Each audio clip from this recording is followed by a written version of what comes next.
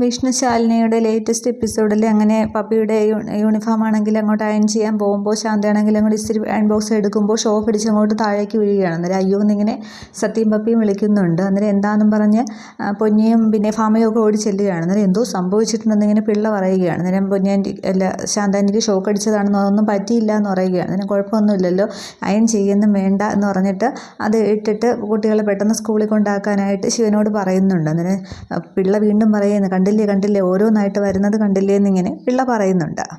തുടർന്നാണെങ്കിൽ അവിടെ കളക്ടറേറ്റിൽ ശാലിനിയെ കാണാനായിട്ട് അനുരാധ വരുന്നുണ്ട്. അന്നേരം തിരക്കൊന്നും ഇല്ലല്ലോ എന്ന് ചോദിക്കുകയാണ്. അന്നേരം തിരക്കുണ്ടെങ്കിൽ അല്പസമയം മാറ്റി വയ്ക്കുക എന്നെങ്കിൽ പറഞ്ഞിട്ട് എന്താണ് കാര്യം എന്നൊക്കെ ചോദിക്കുന്നുണ്ട്. പിന്നെ ആദ്യം ഒരു കുശലാന്വേഷണങ്ങളൊക്കെ നടത്തുകയാണ്. എന്നിട്ട് പറയുന്നുണ്ട്, പിന്നെ എൻ്റെ മൂർത്തിക്ക് ഇടയിൽ സ്നേഹക്കുറവൊന്നുമില്ല, സ്നേഹം കൂടുതലേ ഉള്ളൂ, ഞങ്ങൾ സന്തോഷത്തോടെ പോവുകയാണ്, അച്ഛനും അമ്മയ്ക്കും ഒരു കുഴപ്പമില്ല, പിന്നെ ഇടയ്ക്കുള്ള ദുർഗേച്ചി മാത്രമാണ്, അത് മൂത്ത പെങ്ങളുടെ അധികാരം കാണിച്ച് കൂടെ വന്ന് വല്ലതൊക്കെ പറഞ്ഞിട്ട് പോകും. പക്ഷേ ഈ കുറേ ദിവസമായിട്ട് മൂർത്തിയാണെങ്കിൽ ഡിസപ്പോയിൻറ്റഡ് ആണ്. പിന്നെ ബിസിനസ്സിനുള്ള താഴ്ചയും ഒക്കെ ആയിട്ട്, പിന്നെ ഞങ്ങൾക്ക് കുഞ്ഞില്ല എന്നുള്ളത് ശാലിനിക്ക് അറിയാമല്ലോ, എല്ലാം കൂടി ആയപ്പോൾ മൂർത്തി ആകെ ഒരു വിഷമത്തിലാണ്. അതിൽ നിന്ന് കരകയറാനായിട്ട് എന്തെങ്കിലും ഒരു സൊല്യൂഷൻ ശാലിനിക്ക് കണ്ടെത്താൻ കഴിയുമെന്ന് ചോദിക്കുകയാണ്. അതായത് നിങ്ങൾക്കൊരു കുഞ്ഞിനെ അഡോപ്റ്റ് ചെയ്തുവിടുകയും ചോദിക്കുക. എന്നിട്ട് അതിനൊക്കെ അപ്ലൈ ചെയ്തിട്ടുണ്ട്, പക്ഷേ സീനിയോറിറ്റി അനുസരിച്ചല്ലേ അത് റെഡി ആവത്തുള്ളൂ, കാലതാമസം എടുക്കും. അപ്പോൾ അതിൻ്റെ ഒരു താമസം മാറ്റി കിട്ടാനായിട്ട് ശാലിനി വിചാരിച്ചാൽ എന്തെങ്കിലും ചെയ്യാനായിട്ട് പറ്റുമെന്നാണ്. എങ്കിൽ ഞങ്ങളുടെ ജീവിതം കുറച്ചുകൂടി ഒന്ന് നല്ല സന്തോഷം, ഒരു കുഞ്ഞൊക്കെ വന്നാൽ എല്ലാം കൂടി ആകുമ്പോൾ മൂർത്തിയുടെ അവസ്ഥയൊക്കെ ഒന്ന് മാറും, സന്തോഷം തിരികെ വരും എന്നൊക്കെ പറയുകയാണ്. എനിക്കിതിനെക്കുറിച്ച് ആധികാരികമായിട്ടൊന്നും അറിയില്ല, പക്ഷേ ഞാനൊന്ന് ശ്രമിച്ച് നോക്കാമെന്ന് ഇങ്ങനെ പറയുക. അന്നേരം അനുരാധയ്ക്ക് ആകെപ്പാടെ സന്തോഷമാകുന്നുണ്ട്. ഇനിയുള്ള നമ്മുടെ ജീവിതത്തിൽ പ്രതീക്ഷ ശാലിനിയുടെ വാക്കുകളിലാണ് എന്നൊക്കെ ഇങ്ങനെ പറഞ്ഞ് സംസാരിച്ചിരിക്കുന്നുണ്ട്. അതേസമയം അവിടെ ശാന്തയാണെങ്കിൽ കുഞ്ഞിൻ്റെ കാര്യങ്ങളൊക്കെ നോക്കുന്നുണ്ട്. അന്നേരം ഉമ്മറത്ത് നിന്നാണ് കുഞ്ഞിനെ എടുത്തുകൊണ്ടിരിക്കുമ്പോൾ രാഘവനാർ ഇങ്ങനെ ശ്രദ്ധിക്കുന്നുണ്ട്. പിള്ള പറഞ്ഞതുപോലെ കുഞ്ഞ് ദോഷം പിടിച്ചതാണോ എന്നൊക്കെ ഇങ്ങനെ ചിന്തിച്ചിരിക്കുമ്പോൾ ശാലിനിയാണെങ്കിൽ ഫാമയെ ഫോൺ ചെയ്യുന്നുണ്ട്. അന്നേരം എന്താ മോളെ വിളിച്ചതെന്നും പറഞ്ഞ് സത്യഭാമ ഫോൺ എടുക്കുകയാണ്. അന്നേരം ഞാൻ ശാന്തേച്ചി ഏൽപ്പിച്ചിരുന്നു കുഞ്ഞിനെ നോക്കാൻ വരാനായിട്ട്, വന്നോ എന്ന് ചോദിക്കുകയാണ്. അന്നേരം വന്നു, ശാന്ത നന്നായിട്ട് കാര്യങ്ങളൊക്കെ നോക്കുന്നുണ്ട്. പൊന്നിക്കാണെങ്കിൽ എല്ലാം കൊണ്ട് പറ്റില്ല, എന്നാലും എല്ലാം ചെയ്തോളും, പക്ഷേ ഇതിപ്പോൾ നല്ലൊരു തീരുമാനമാണ് എന്നൊക്കെ ഇങ്ങനെ പറയുന്നുണ്ട്. അന്നേരം ശാന്തേച്ചിക്കൊന്ന് ഫോൺ കൊടുക്കുമോ, കുഞ്ഞിൻ്റെ കാര്യങ്ങൾ പറയാനാണ് പറയുന്നുണ്ട്. അന്നേരം പൊന്നിയാണെങ്കിൽ അതിലെ തുണിയൊക്കെ വാരിക്കൊണ്ട് വരുമ്പോൾ പൊന്നി ഇതൊന്ന് ശാന്തയ്ക്ക് ശാലിനിയാണെന്ന് പറയുന്നുണ്ട്. തുടർന്ന് പൊന്നിയാണെങ്കിൽ ഫോൺ കൊണ്ടുവന്ന് ശാന്തയ്ക്ക് കൊടുക്കുകയാണ്. അന്നേരം കുഞ്ഞിനെ പൊന്നി അങ്ങോട്ട് വാങ്ങുന്നുണ്ട്. അന്നേരം രാഘവനാർ ഇതെല്ലാം ഇങ്ങനെ ശ്രദ്ധിച്ചിരിക്കുകയാണ്. തുടർന്ന് കുഞ്ഞിൻ്റെ കാര്യങ്ങളൊക്കെ ശാലിനി പറഞ്ഞ് ഏൽപ്പിക്കുന്നുണ്ട്. ഉടുപ്പ് പിന്നെ ആ റൂമിൽ അടുത്തട്ടിൽ ഇരിപ്പുണ്ട്, കുളിപ്പിച്ച് കഴിഞ്ഞാൽ പൗഡർ ഇടാവുള്ളൂ എന്നൊക്കെ പറയുന്നുണ്ട്. അന്നേരം അതെല്ലാം ഞാൻ നോക്കിക്കൊള്ളാം എന്ന് പറയുന്നുണ്ട്. അന്നേരം വാശിയുണ്ടോ എന്ന് ചോദിക്കുമ്പോൾ വാശിയുണ്ട്, ചിറ്റമ്മയുടെ വാശിയാണ്, ശ്യാമ ചിറ്റമ്മയുടെ വാശി എന്നൊക്കെ പറയുന്നത്, അതൊക്കെ ഞാൻ നോക്കിക്കൊള്ളാം എന്ന് പറയുന്നുണ്ട്. അന്നേരം രാത്രിയാവുന്നവരെ കാണില്ലേ എന്നൊക്കെ ചോദിക്കുകയാണ്. അന്നേരം എല്ലാം പറഞ്ഞേൽപ്പിച്ചിട്ട് ഫോൺ വെക്കുന്നുണ്ട്. തുടർന്നാണെങ്കിൽ പൊന്നിയോട് ചോദിക്കുന്നുണ്ട്, പാൽ ചൂടായെന്ന് ചോദിക്കുമ്പോൾ ചൂടായി എന്ന് പറയുമ്പോൾ അവരെ അങ്ങോട്ടത്തേക്ക് പോകാൻ തുടങ്ങുകയാണ്. അന്നേരം പിള്ള ഇതെല്ലാം കേട്ടുകൊണ്ട് വരുന്നുണ്ട്. അന്നേരം ആരാ ഫോൺ വിളിച്ചതെന്നിങ്ങനെ ശാന്തയോട് പിള്ള ചോദിക്കുമ്പോൾ പിന്നെ ശാലിനിയാണ് കുഞ്ഞിൻ്റെ കാര്യങ്ങൾ ചോദിക്കാനാണെന്ന് പറഞ്ഞിട്ട് അങ്ങ് കുഞ്ഞിനെയും കൊണ്ട് പോവുകയാണ്. തുടർന്ന് രാഘവൻ നായരോട് വീണ്ടും പിള്ള പറയുകയാണ്, കണ്ടില്ലേ നോക്കാൻ വന്ന ആളിനെ ആദ്യം ഷോക്ക് അടിച്ചത് കണ്ടില്ലേ, ഇതിലിപ്പോൾ സത്യാമ്മയ്ക്കായിരുന്നു കിട്ടേണ്ടിയിരുന്നത്, നാശം പിടിച്ച് കുഞ്ഞ് തന്നെയാണ്, കാലനെ വിളിച്ചു വരുത്തും, ഇവിടുത്തെ ഇതിങ്ങനെ തുടർന്നാൽ പണി ഓരോന്നായിട്ട് ഓരോരുത്തർക്കും കിട്ടിക്കൊണ്ടിരിക്കും, ഇവിടുത്തെ ആളെണ്ണം കുറഞ്ഞുകൊണ്ടേയിരിക്കും എന്നൊക്കെ ഇങ്ങനെ പറയുമ്പോൾ രാഘവൻ നായർ ആകെ പേടിച്ചിരിക്കുകയാണ്.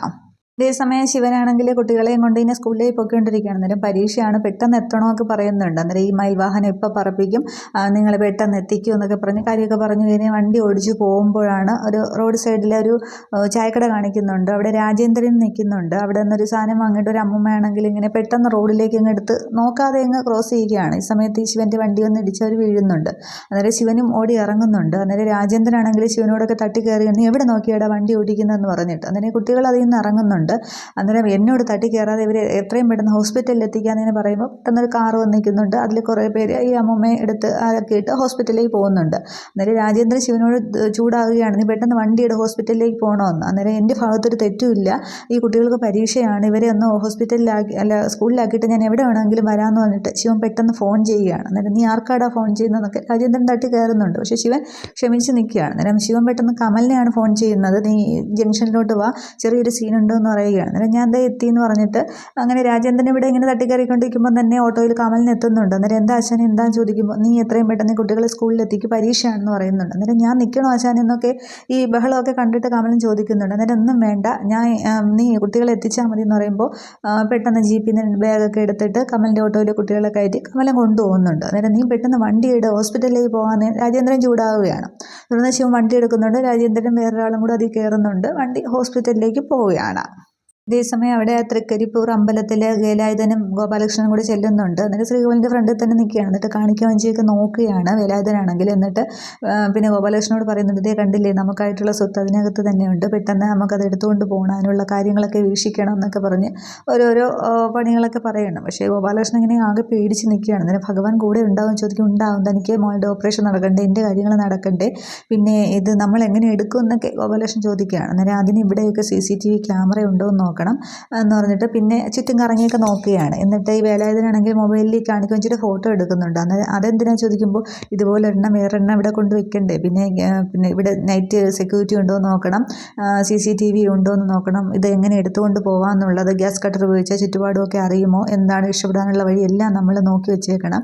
പിന്നെ നമ്മളിത് കൊണ്ടുപോയി കഴിഞ്ഞാൽ പിന്നെ വേറെ ഒന്ന് പകരം കൊണ്ടുവയ്ക്കാനുള്ളൊരു ഉദ്ദേശമാണെന്ന് തോന്നുന്നു. അപ്പോൾ കള്ളന്മാർക്കൊരു മാതൃകയാണ് എന്നൊക്കെ ഇങ്ങനെ ഗോപാലകൃഷ്ണൻ പറയുന്നു. പക്ഷെ ഗോപാലകൃഷ്ണൻ ആകെ പേടിച്ചിട്ടാണ്. നിന്നെ തൊട്ട് അവിടെ പോയി നല്ലോണം പ്രാർത്ഥിക്കട്ടോ, ഭഗവാൻ കൂടെ ഉണ്ടാവുമെന്ന് പറയുകയാണ്. എന്ന് ഗോപാലകൃഷ്ണൻ ഇങ്ങനെ ആ കാണിക്ക വഞ്ചിയുടെ ഫ്രണ്ടിൽ തന്നെ നിൽക്കുന്നുണ്ട്. അങ്ങനെ വേലായുധ അനുവിനെ പറയുന്നുണ്ട്, മുമ്പ് ഇവിടെ ഗണപതി ഹോമം യജ്ഞമൊക്കെ നടന്നു, അതിൻ്റേതെല്ലാം അതിനകത്തുണ്ട്, സെക്രട്ടറി കുറേ നാളായിട്ടില്ല, അപ്പോൾ എല്ലാ പൈസ അതിനകത്തുണ്ടെന്നൊക്കെ പറയുന്നുണ്ട്. എന്ന് ഗോപാലകൃഷ്ണൻ ശ്രീകോവിലിൻ്റെ മുമ്പിൽ നിന്ന് പ്രാർത്ഥിക്കുകയാണ്, ഈശ്വര മറ്റൊരു വഴി ഇല്ലാഞ്ഞിട്ടാണ്, ശാരദ കൂടെയില്ല, എൻ്റെ മോൾക്കുള്ള ഓപ്പറേഷനാണ്, ഒരു വഴി ഇല്ലാഞ്ഞിട്ടാണ്, ക്ഷമിക്കണേ എന്നൊക്കെ പറഞ്ഞ് അതിലിങ്ങനെ തല കുമ്പിട്ട് തൊഴുത് പ്രാർത്ഥിച്ചിട്ട് പോക്കറ്റിൽ നിന്ന് പൈസയൊക്കെ എടുത്ത് അതിനകത്ത് ഇടുകയൊക്കെ ചെയ്യുന്നുണ്ട്. ഇതേസമയം അവിടെ ഹോസ്പിറ്റലിൽ ഈ വയ്യാത്ത ആക്സിഡൻ്റായ മുത്തശ്ശിയുടെ ബന്ധുക്കളൊക്കെ വരുന്നുണ്ട്. അന്നേരമാണെങ്കിൽ അവർ വെളിയിൽ നിന്ന് സംസാരിക്കുകയാണ്, കാശുള്ള കുടുംബത്തിലുള്ളതാണ്, കിട്ടാവുന്നത്ര വാങ്ങിച്ചെടുത്തോണം എന്നൊക്കെ അവരൊക്കെ കൂട്ടം ചേർന്ന് തീരുമാനിക്കുന്നതാണ്. അന്നേരം നിങ്ങളെ കൂടെ ഉണ്ടെങ്കിൽ ഞാൻ ഏറ്റവും എന്നൊക്കെ അവരുടെ ആ ഒരു ബന്ധുക്കളൊക്കെ പറയുകയാണ്. അവിടെ അകത്താണെങ്കിൽ അവരെ പരിശോധിക്കുകയും ചെയ്യുന്നുണ്ട്, ചെറിയ മുറിവൊക്കെ ഉള്ളൂ. അതിനുശേഷം ശിവനാണെങ്കിൽ വെളിയിലേക്ക് ഇവരുടെ അടുത്തേക്ക് ഇറങ്ങി വന്നിട്ട് പറയുന്നുണ്ട്, അവരുടെ അമ്മയുടെ കാര്യങ്ങളെല്ലാം നോക്കി ചികിത്സയ്ക്കുള്ള എല്ലാ ഏർപ്പാട് ചെയ്തിട്ടുണ്ടെന്ന് പറഞ്ഞിട്ട് കുറച്ച് പൈസ എടുത്ത് ഈ ഒരു ബന്ധുവിൻ്റെ നേരെ നീട്ടുകയാണ്. അതായത് അവരുടെ കയ്യിലേക്ക് വെച്ച് കൊടുത്താൽ മതി എന്ന് പറയുകയാണ്. അന്നേരം നക്കാപ്പിച്ച് തന്നെ ഞങ്ങളെ ഒതുക്കാൻ നോക്കുകയാണ്, നല്ല പരിക്കുണ്ട് എന്ന് പറയുകയാണ്. അന്നേരം സുഹൃത്തെ, അതിനുള്ളതെല്ലാം ഞാൻ ചെയ്തു കഴിഞ്ഞു, പിന്നെ എൻ്റെ കുഴപ്പം കൊണ്ടല്ല, ആ അമ്മയുടെ കുഴപ്പം കൊണ്ടാണ്, അതവർക്ക് ബോധ്യമായിട്ട് അറിയാം, പിന്നെ എൻ്റെ മനസാക്ഷിയുടെ പുറത്താണ് ഞാനിത് തരുന്നതെന്ന് പറയുമ്പോൾ ഇവർ ഇങ്ങനെ വാങ്ങിക്കാതെ നിൽക്കുകയാണ്. ഈ സമയത്ത് കമലിനാണെങ്കിൽ ശിവനെ ഫോൺ ചെയ്യുന്നുണ്ട്. അന്നേരം കമലിൻ്റെ ഓട്ടോയിലെടുത്ത് ഈ കുട്ടികൾ രണ്ടുപേരും നിൽക്കുകയാണ്. എന്നിട്ട് കമലൻ പറയുന്നുണ്ട്, താമസിച്ചത് കൊണ്ട് പരീക്ഷ എഴുതാൻ താമസിച്ചില്ല, ആക്സിഡൻ്റ് ആണെന്ന് പറഞ്ഞിട്ട് കേട്ടില്ല എന്ന് പറയുകയാണ്. അന്നേരം ശിവൻ പറയുന്നുണ്ട്, പരീക്ഷ ഇനിയും വരുമല്ലോ, നീ കുട്ടികളെയും കൊണ്ട് പെട്ടെന്ന് വീട്ടിലേക്ക് പൊയ്ക്കോ എന്ന് പറഞ്ഞ് ഫോൺ വയ്ക്കുകയാണ്. അന്നേരം ഈ കുട്ടികൾ ചോദിക്കണം എന്ത് പറഞ്ഞു എന്ന്. അന്നേരം വീട്ടിലേക്ക് ചെല്ലാൻ പറഞ്ഞു എന്ന് പറയുമ്പോൾ അപ്പോൾ പരീക്ഷയോ എന്നിങ്ങനെ പപ്പി ചോദിക്കണം. അന്നേരം സ്വാഹ, പരീക്ഷ പിന്നെ വരുമല്ലോ, നമുക്ക് വീട്ടിലേക്ക് പോകാമെന്നും പറഞ്ഞ് കുട്ടികളെയും കൊണ്ട് കമലം പോകുന്നുണ്ട്.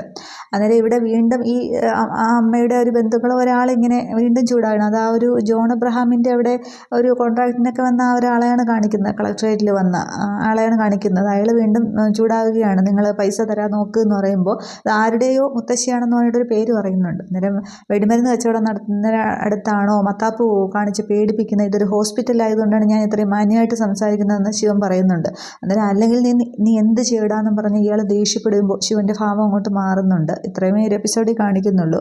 അപ്പോൾ അടുത്ത എപ്പിസോഡിലാണ് അവിടെ ആ ഉന്തുന്നള്ളും ബഹളമൊക്കെ ഉണ്ടാകുമ്പോൾ മഹേന്ദ്രൻ വരുന്നതും പിന്നീട് അവിടെ സംസാരിച്ച് കോംപ്രമൈസ് ആക്കുന്നതും പിന്നീട് ഈ ശിവൻ്റെ ആ ഒരു സർജറിയുടെ കാര്യഹാർട്ട് മാറ്റി വെച്ചതാണെന്നുള്ളത് മഹേന്ദ്രനോട് സംസാരിക്കുന്നത് ശാലിനി കേൾക്കുന്നതും പിന്നീട് ശാലിനി പോയി തിരക്കുന്നതും ഒക്കെയാണ് ഇനിയുള്ള അടുത്ത എപ്പിസോഡിൽ കാണിക്കുന്നത്. അതൊക്കെ കാണാം. Okay, thank you.